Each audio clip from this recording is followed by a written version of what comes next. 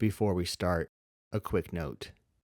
This podcast is not a substitute for professional mental health care. If you need support, consider reaching out to a licensed professional.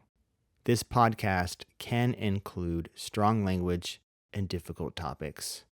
Pause if you need to. Let's get into it.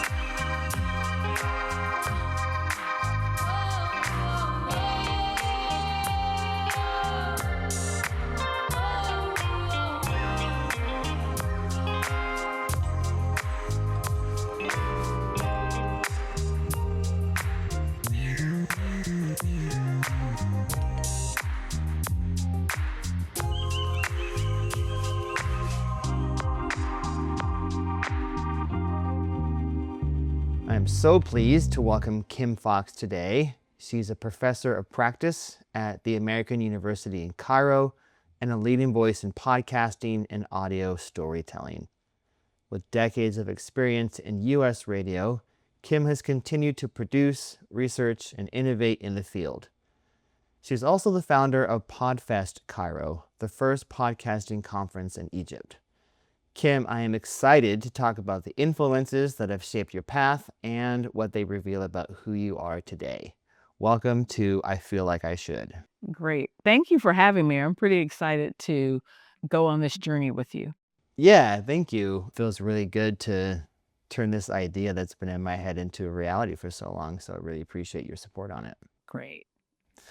All right, so let's start with an icebreaker that I just recently introduced and kind of wish I started at the beginning, but here we are. That's how it goes. Let's jump in. It's like, what is a song you secretly love, something that's always lifts your mood or like made you feel something really emotive, but that you might not have admitted to like your friends, like a guilty pleasure song? There was, let me see if I can pull it up on my phone. A song by, what's her name? Megan? Might be a Taylor Swift song in there too. But I think those kinds of songs, from a certain kind of a younger demographic, just have a little bit more energy, a little bit more pop to give you some inspiration. At least that's how I would frame it for myself. So those are the kind of songs I use for like workouts and things like that. Oh, yeah. I really wish I could do a whole thing on just people's workout playlists. Exactly. Lips Are Moving by Meghan Trainor. Oh, nice. Yeah, it just has a lot of bounce to it. I'm like, yeah, that one's pretty cool. And the Taylor Swift one is Look What You Made Me Do. Oh, nice. So both of those are on my spinning playlist. So specifically when I'm doing spinning workouts on the bike. Oh, that's good. Maybe at least for the Taylor one, I don't know that I knew it was her at first. And so I just liked the song. And so I was like, yeah, I just like this song. I like this music. Like I said, it's got some bounce, it's got some beat. But I'm just like, and then I was just like, wow, like Taylor brought it this time. We got to give her some credit, right? Yeah, absolutely. No, 100%. Yes.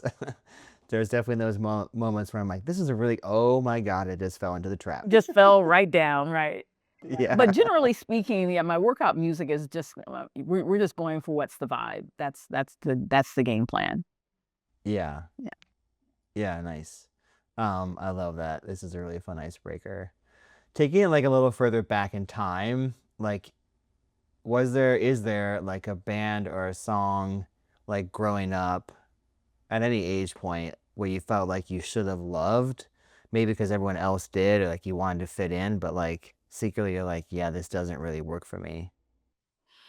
I mean, yeah, it's not polite to leave that last part because you could get canceled like really easily. So I grew up, listening to all of the Motown classics, but also grew up, in a Black community.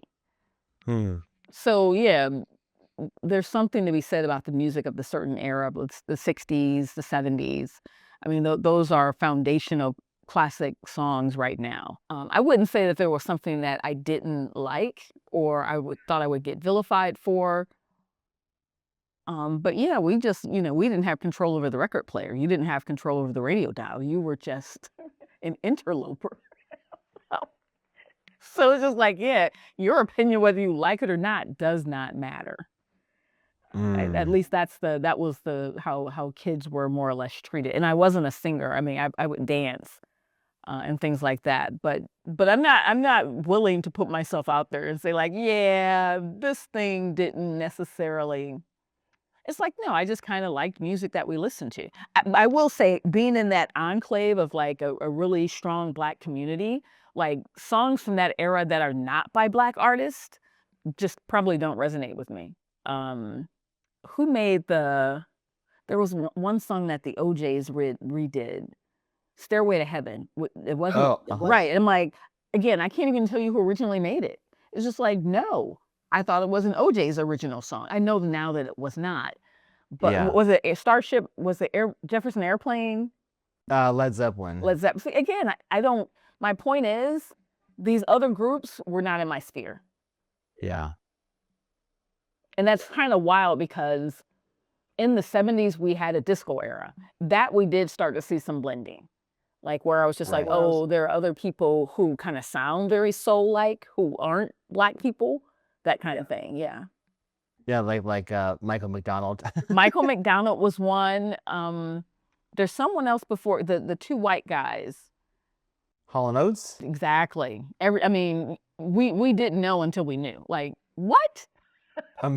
Wow. Can you remember what that was like to like all of a sudden know that they were white? It didn't. I mean, at that point, you're again like a Taylor Swift. Like you're strung out on the music by then. It's like the music is good. We got to give the credit to the Blue Eyed Soul was a thing. Interesting. Interesting. So I didn't answer specifically with a song or a track. No, yeah. But connecting it all. Yeah, well, the time, right, of like is segregated in a way? Can you say that? Oh yeah, that came across very, very clear.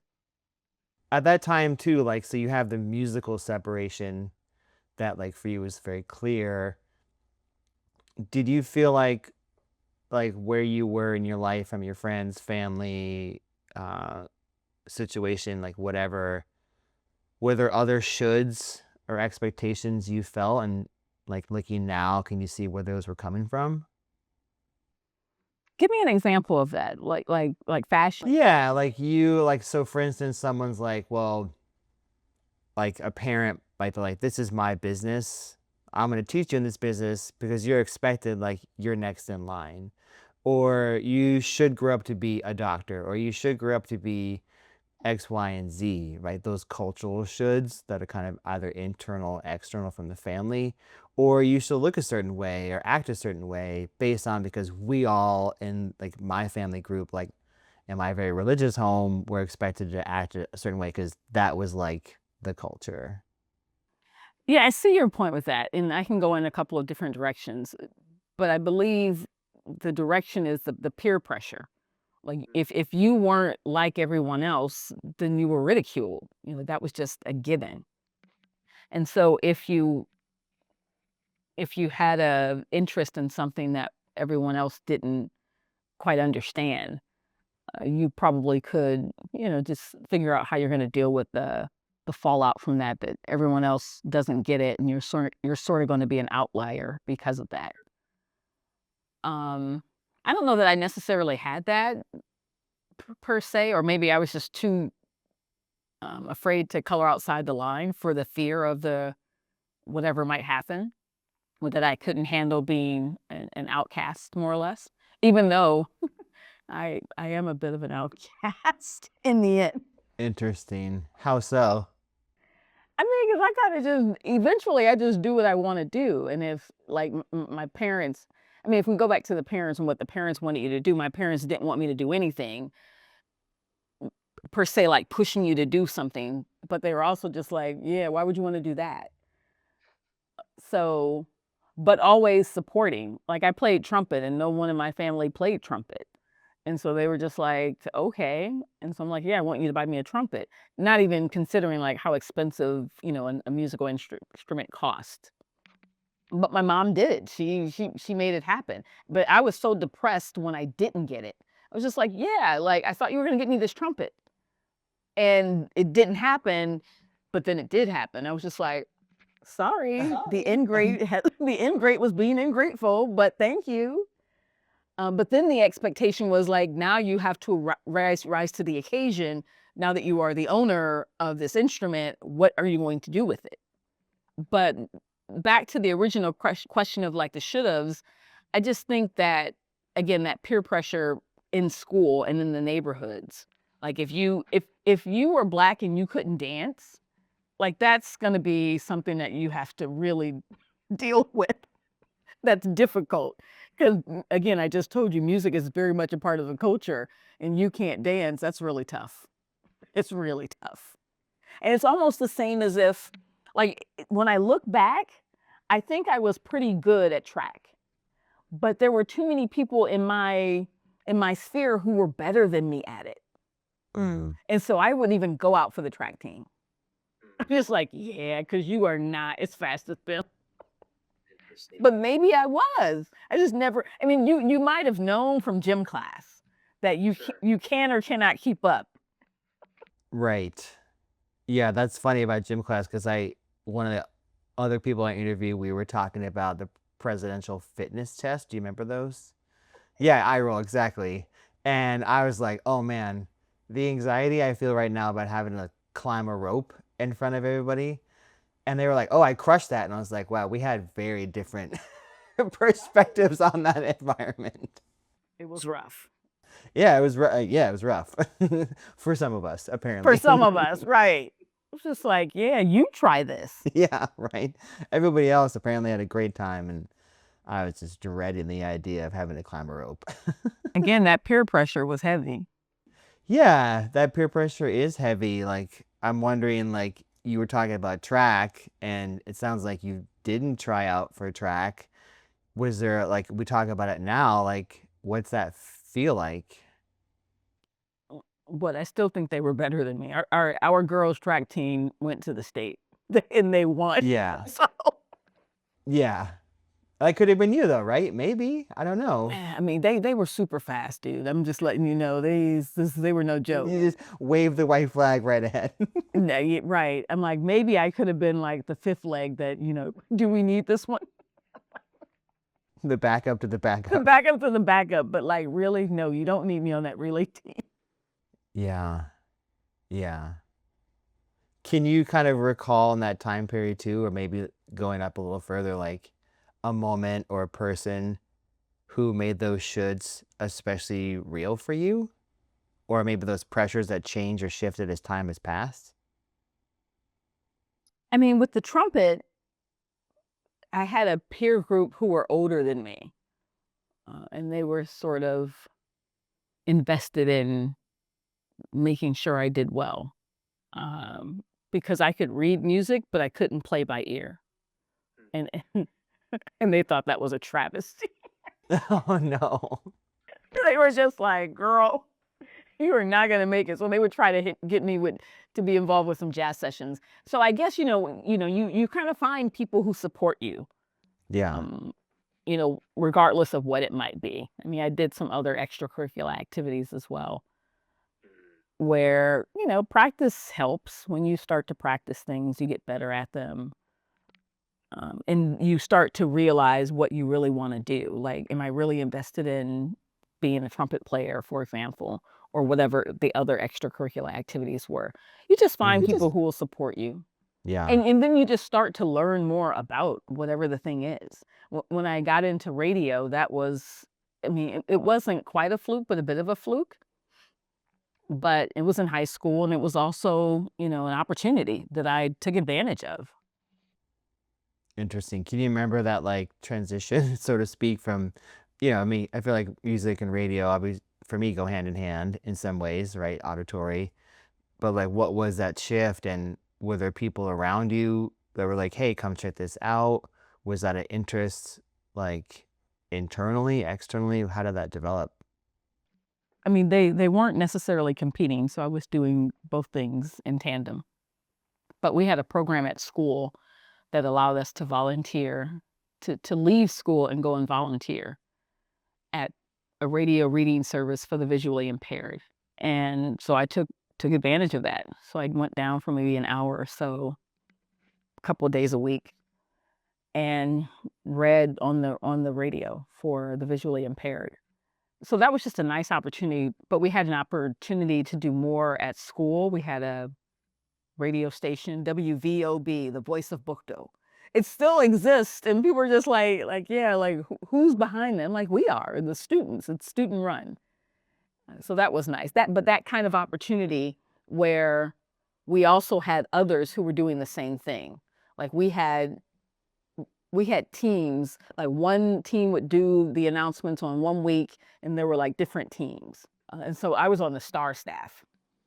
And so, exactly, like the star staff, and we were very particular about what we did. But it goes back to my point of finding a peer group, and it's like that's what we like to do. We were kind of nerdy like that, and we wanted to do the announcements, and we wanted to do the public speaking.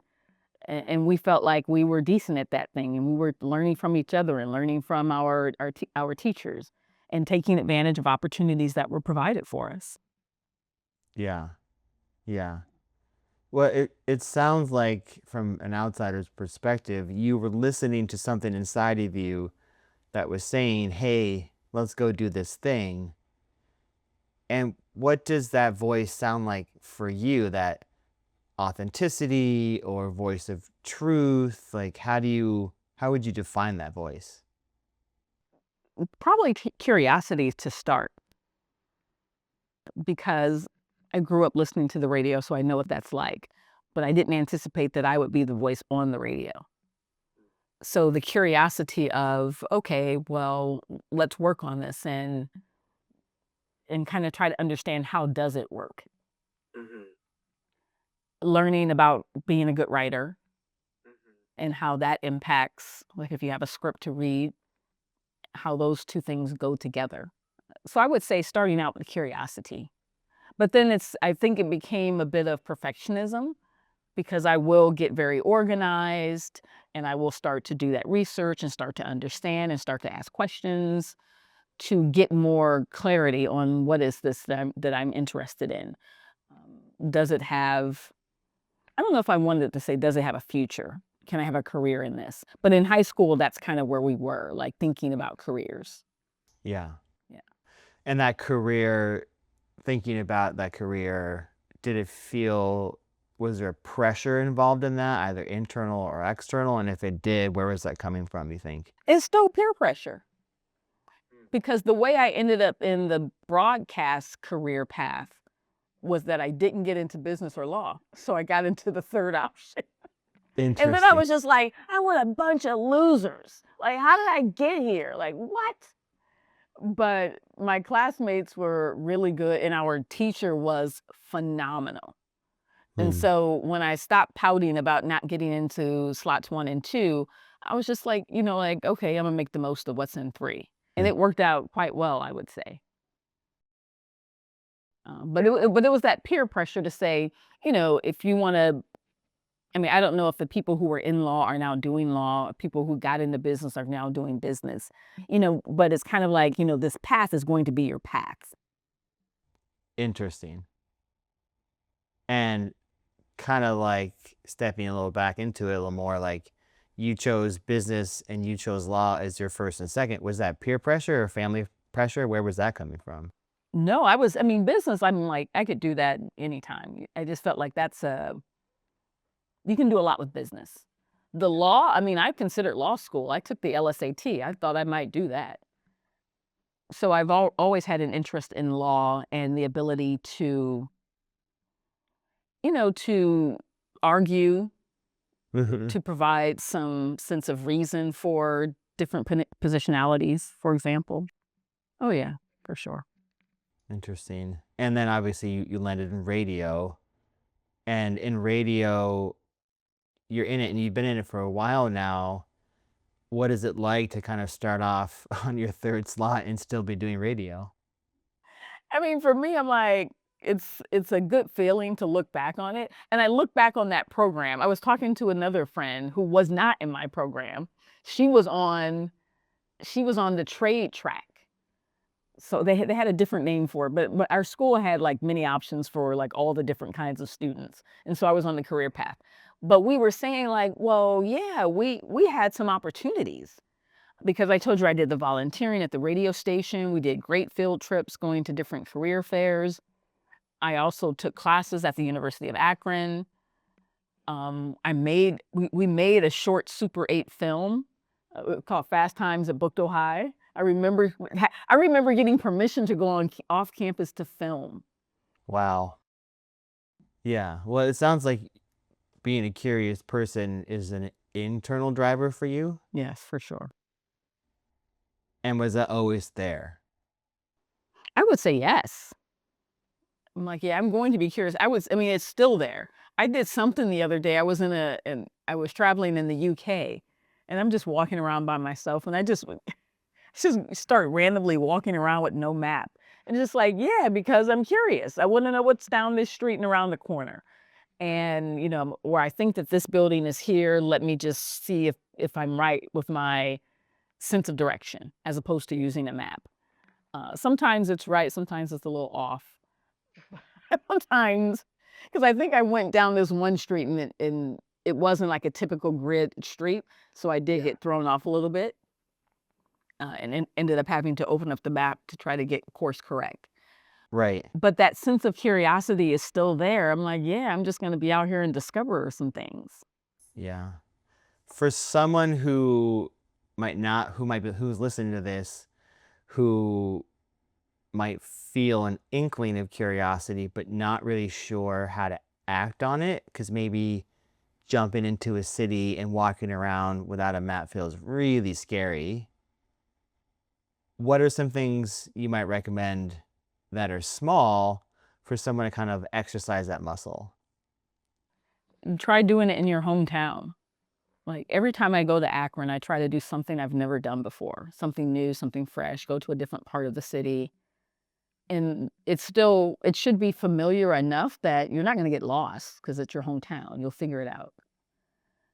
And my mom says the same thing. She's like, oh, I never knew this was over here. It's like, yeah, we didn't, but we've discovered this together. This is kind of cool. Yeah. Because I'll tell you a quick story about Akron. One summer I was home and I saw this article about this tree called the signal tree. And it was a really big article and it's a really big tree. It's like it's many, many years old. And I was like, yeah, I never heard about this tree. And I don't quite know where it is, but it seems kind of familiar. And so I told my mom about it. She was like, let's go over there. I'm like, let's. And she was like, I don't think it's over there. I think they just made that up. And she was really downplaying. And sure enough, we walk and we come around the corner. We park the car and this tree, and she was so ginormous.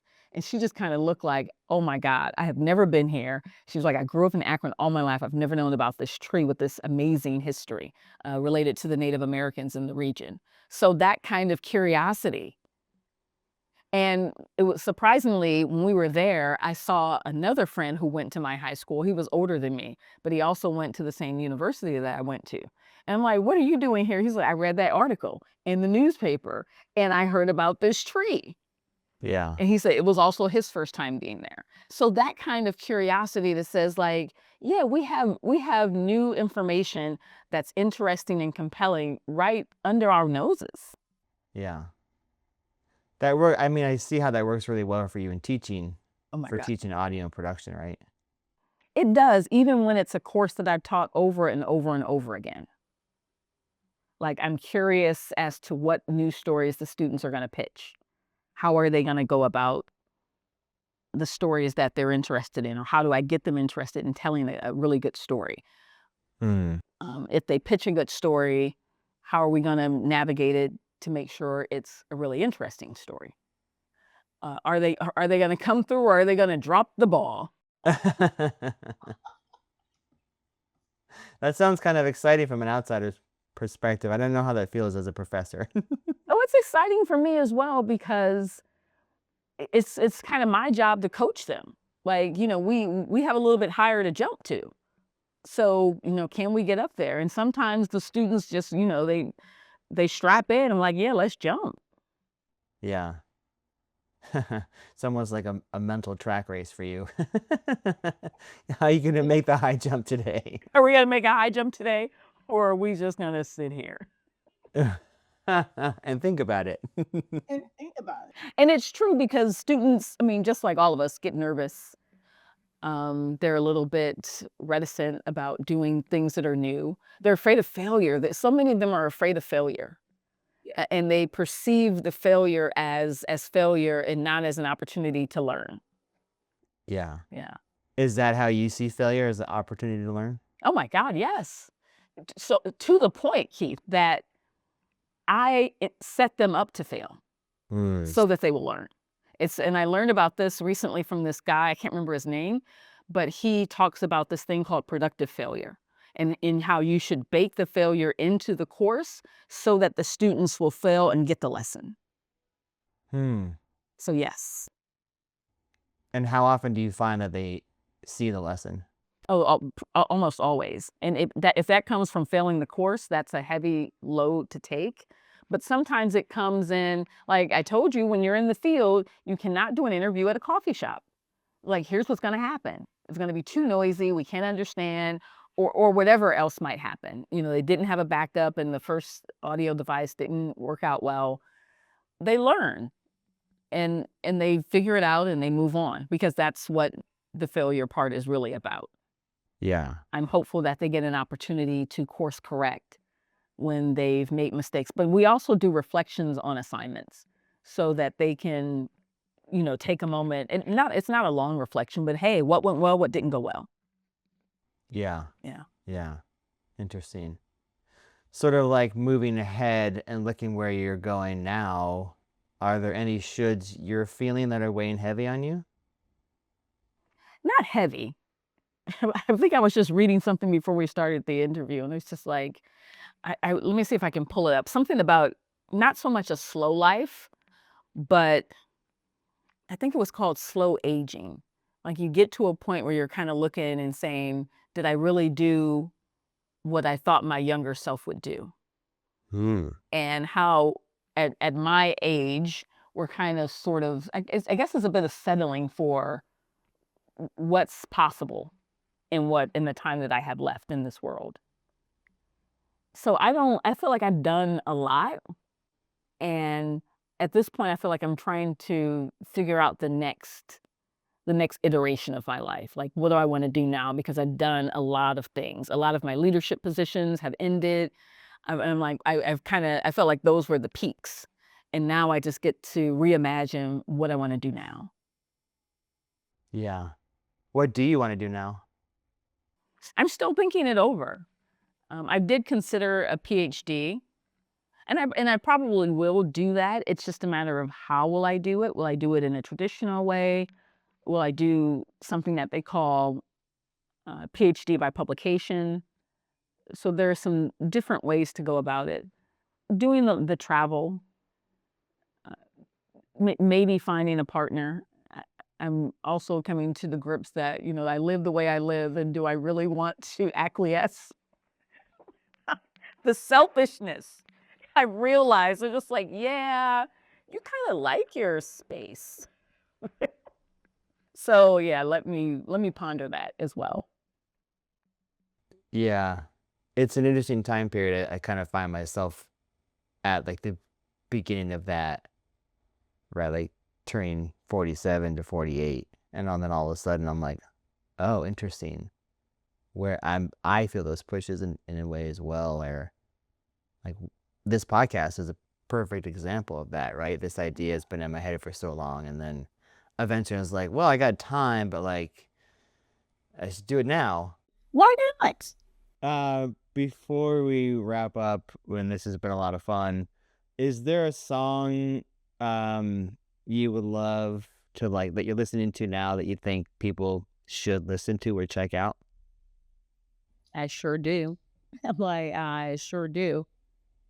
It's probably going to be a classic, but I'm like, should I go with a downer or something that has some. I'll give you. You can do both. That's fine. Because I mean, I listen to some of the same songs. I was just saying to myself earlier today, like trying to introduce a new song to my playlist, nearly impossible. I'm like, we're gonna go with what we have, and that's what we're gonna do. Yeah. A classic that we often hear in movies with Black folk is "September" by Earth, Wind, and Fire. That's a great one. So, and yeah, I really like that one because it's up tempo. It just will really get you moving, get you in a certain mental state of mind, which I like. The one that's a bit of a downer, but you really have to listen to it, is Marvin Gaye's "If I Should Die Tonight." Oh, dang. And it's got an arrangement to it that is next level, just mind blowing. And then Marvin Gaye, just an incredible vocalist. I believe he wrote the song as well. So that's one you're probably going to have to dig out. There are a couple of versions of it. Like, well, there's a short version that I really like. I'm not such a fan of the longer version, but I'm not going to give anything else away. I love that. Well, Kim, thank you so much for this conversation. It's been really, really wonderful. Yeah, I feel like I should interview you. Oh, the Meta podcast. Exactly. Yeah, there could be a spinoff down the road.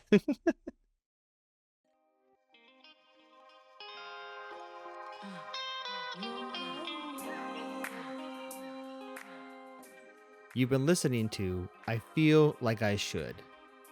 More at ifeellikeishould.com and on Instagram at I Feel Like I Should Pod. I'll see you next time.